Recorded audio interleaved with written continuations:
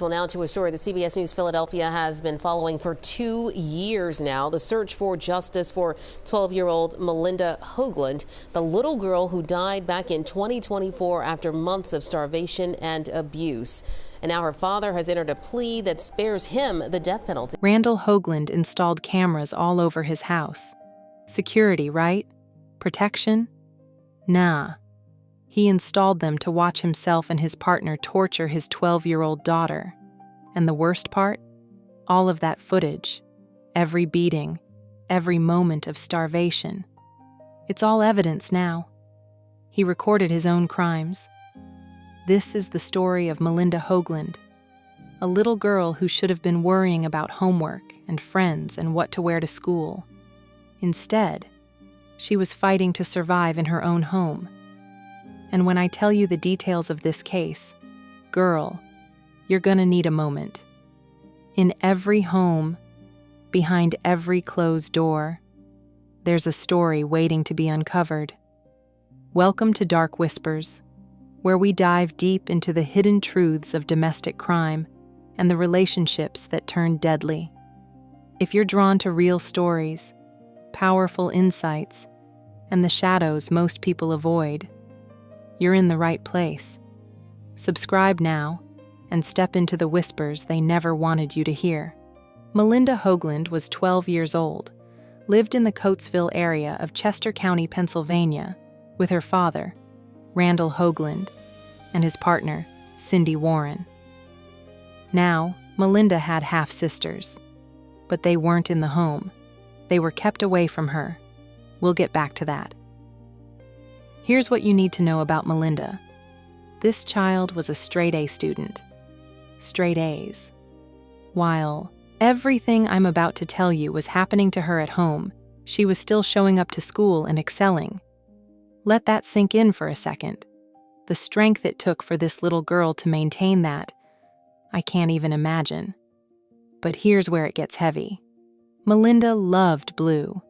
That was her favorite color. Her half-sisters would later hand out blue ribbons at the courthouse, holding on to that one simple thing about their little sister. Because that's all they had left. Memories of a child they weren't allowed to protect. The abuse didn't start overnight. According to prosecutors, this went on for years. Years. Randall Hoagland and Cindy Warren put Melinda through severe beatings, starvation, and torture. And like I said, they had cameras installed throughout the house, surveillance cameras. They were watching it all happen, recording it.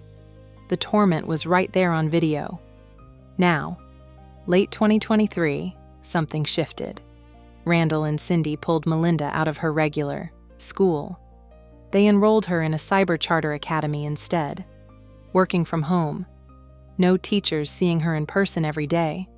No cafeteria workers checking in on her. Just Melinda, alone with the two people who were supposed to love her most. And that's when things got worse. Early 2024, prosecutors say the abuse ramped up, increased. The beatings got more frequent, more violent.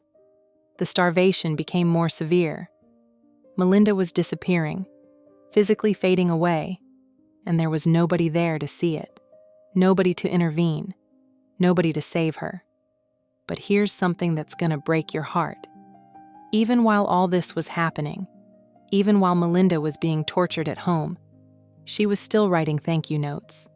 Not to her father, not to Cindy, to the cafeteria workers from her old school, the ones who used to slip her cartons of milk and applesauce.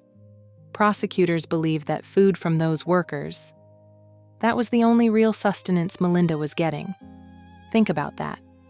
This baby was so starved that applesauce and milk from kind cafeteria workers were keeping her alive.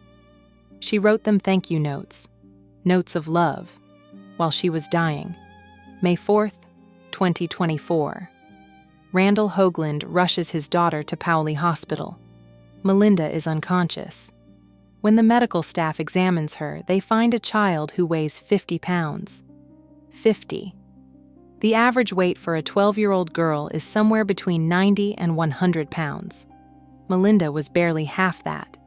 She was emaciated. Her body had been starved to the point of shutting down.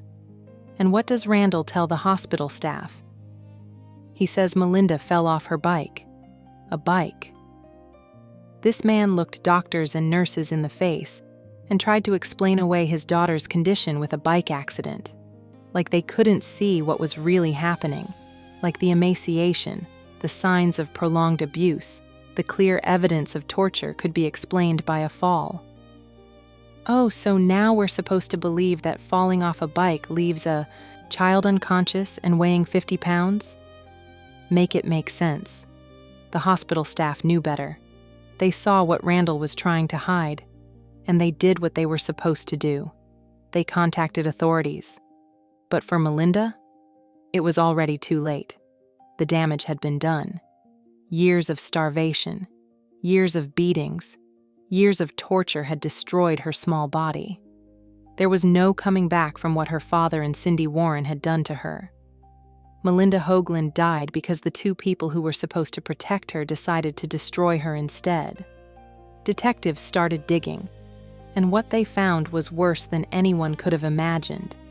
Those surveillance cameras that Randall and Cindy had installed in the house. The footage was still there. Hours and hours of evidence showing exactly what happened to Melinda. The beatings, the starvation, all of it captured on video. Randall had essentially created a library of his own crimes. Every moment of abuse, preserved. Prosecutors had a timeline. They had proof. They had everything they needed to build a case that Randall and Cindy couldn't talk their way out of. But the investigation also revealed something else. Something that made people angry. Chester County children, youth, and families had been notified when Melinda was pulled out of school in late 2023. There were red flags. A child suddenly withdrawn from in-person school, enrolled in a cyber academy, no longer visible to teachers and staff who saw her every day. That should have triggered a follow-up. That should have prompted a welfare check. It didn't happen. The family would later file lawsuits against the agency, accusing them of failing to follow up on those red flags. The agency refused to comment, citing pending litigation. But the question remained. Could Melinda have been saved if someone had just checked on her? We'll never know. Quite the hearing, Yuki and Natasha. In fact, Melinda Hoagland's half-sisters and family handing out these blue ribbons before the hearing. Blue was Melinda's favorite color. Prosecutors say, despite being tortured and starved at home, this little girl was a straight-A student. Randall Hoagland was emotionless as he pleaded guilty. One family member told the court that she hoped he met evil worse than him in prison. Randall Hoagland pleaded guilty to first-degree murder and conspiracy for his admitted role in the murder of his daughter, Melinda Hoagland. In court, Chester County prosecutors detailed the severe, repeated beatings, starvation, and torture of the 12-year-old. They say it spanned years. The torment was captured on surveillance cameras detectives say Hoagland and his partner, Cindy Warren, had installed inside their Coatesville area home. On May 4th, 2024, Melinda was rushed to Paoli Hospital. Prosecutors say Hoagland first told police Melinda got hurt after falling off her bike. When arriving at the ER, Melinda was unconscious and emaciated, weighing only 50 pounds. Melinda's half-sisters, who say they were kept from her, wanted to put this day behind them. It's very heavy, but it's a part of the puzzle that we need to complete in order to get justice for Melinda. Hoagland's guilty plea spares him the death penalty. He'll be in prison for the rest of his life without the possibility of parole. Cindy Warren has pleaded not guilty and is scheduled for trial later this spring. The couple was accused of removing Melinda from school in late 2023 and enrolling her in a cyber charter academy. Prosecutors say in early 2024, Hoagland and Warren ramped up their abuse. Lawsuits since filed on behalf of the family accused Chester County children, youth, and families of failing to follow up on red flags after Melinda withdrew from school. The agency has said it won't comment on pending litigation. Melinda's half-sisters say it is their prayer no family ever has to go through the pain and trauma this has caused. We hope to never be here ever again, and if there ever were another family, we'd be individuals willing to stand with them. Attorneys for Randall Hoagland told me outside the courthouse that he has accepted responsibility for what happened. His guilty plea carries no condition of having to testify against his partner, Cindy Warren. One final note. Prosecutors brought up the fact that while Melinda Hoagland was being tortured and starved at home, she often wrote thank you notes and notes of love to cafeteria workers. They say were providing Melinda with cartons of milk and applesauce. That's something prosecutors say was likely the only sustenance Melinda was receiving. Outside the Chester County Courthouse, Joe Holden, CBS News, Philadelphia. Wow. So disturbing. Yeah. All right, My Joe. goodness. Thank you so much. Thank you, Joe. Randall Hoagland and Cindy Warren were arrested and charged with first-degree murder and conspiracy. The evidence against them was overwhelming. The surveillance footage alone was enough to bury them both. But the legal system moves slow, and it would take time before they faced a courtroom. Fast forward to 2026. 2 years after Melinda's death. 2 years of her half-sisters waiting for justice. 2 years of a community demanding answers. The day finally came. Melinda's half-sisters showed up to the Chester County Courthouse handing out blue ribbons. Blue, Melinda's favorite color. They wanted everyone to remember her, to see her, even though she couldn't be there herself. These young women had been kept away from their little sister while she was alive, and now they were standing up for her in death. Inside that courtroom, Randall Hoagland sat emotionless. No tears, no remorse, nothing. The man who had tortured his own daughter for years showed up to court with a blank face like this was just another day. And then he pleaded guilty. Guilty to first-degree murder, guilty to conspiracy. He admitted it. After all the lies, after telling hospital staff that Melinda fell off a bike, after years of hiding what he was doing to his daughter, Randall Hoagland finally admitted the truth. But here's the thing about his guilty plea. It came with a deal. By pleading guilty, Randall avoided the death penalty.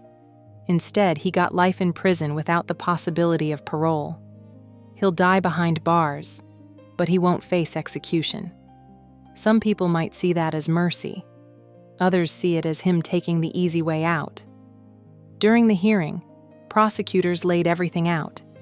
They detailed the severe, repeated beatings, the starvation that left Melinda weighing only 50 pounds, the torture that spanned years. They talked about how Melinda was still a straight-A student despite everything happening to her at home. They mentioned those thank you notes she wrote to cafeteria workers, the ones who gave her milk and applesauce that was likely the only real food she was getting. One family member stood up and spoke directly to Randall. She told the court that she hoped he would meet evil worse than him in prison. Let me say that again. She hoped he would meet evil worse than him. That's how much pain this man caused. That's how deep the trauma runs. Randall's attorneys spoke to reporters outside the courthouse afterward. They said he had accepted responsibility for what happened. Accepted responsibility. 2 years later. After his daughter was already dead and buried. But here's something important. Randall's guilty plea came with no condition requiring him to testify against Cindy Warren. He didn't have to cooperate. He didn't have to help prosecute his partner. He took his deal and kept his mouth shut. Which brings us to Cindy Warren. Unlike Randall, Cindy pleaded not guilty. Not guilty. Despite the surveillance footage showing her participating in the abuse, despite all the evidence prosecutors had compiled, she looked at that mountain of proof and said, "I didn't do it." Her trial was scheduled for later in the spring of 2026.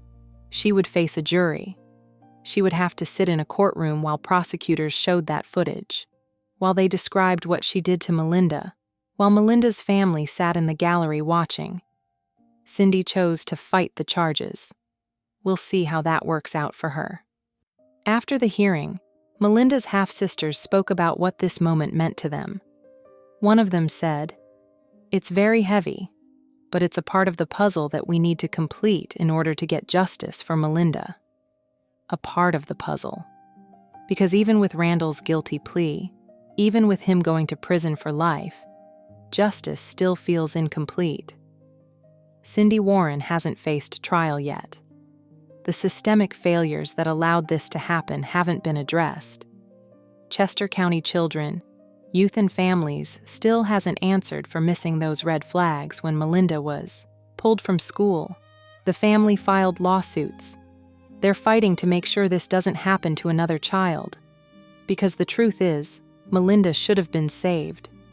When she was removed from regular school and enrolled in that cyber academy, someone should have checked on her. When she stopped being visible to teachers and cafeteria workers who cared about her, someone should have noticed.